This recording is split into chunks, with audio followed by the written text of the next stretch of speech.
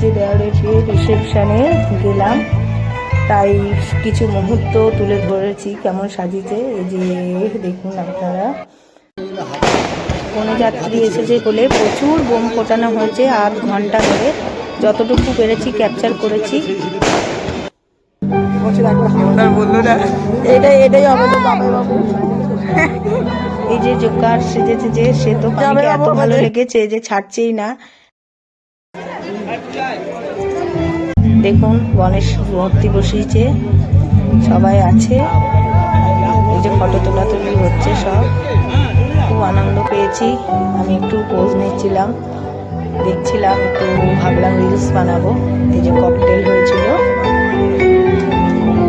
অনেক স্টল বসিয়েছিল এখানে, সমস্ত পকোড়া, চিকেন পকোড়া, ফুচকা, সব রকম স্টল। পামিকে বললাম খা, খেয়ে নিল। হট গোলাপজাম, সবাই খাচ্ছে।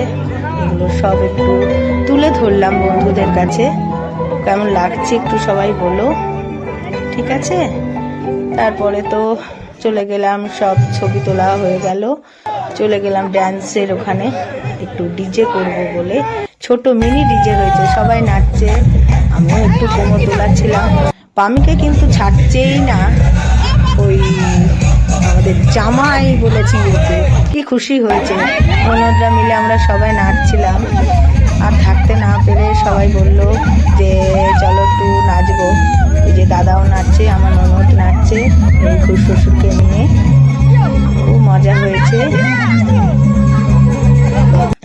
কি আনন্দ। পামি লাস্টটা থাকতে না পেরে নাচতে আরম্ভ করে দিয়েছে, সবাই তো পুরো দাঁড়িয়ে গেছে নাচতে নাচতে। পামি এত স্পিডে নাচছে, ওরা দুজনে লাস্টে নাচতো না, আমিও আর পারলাম না,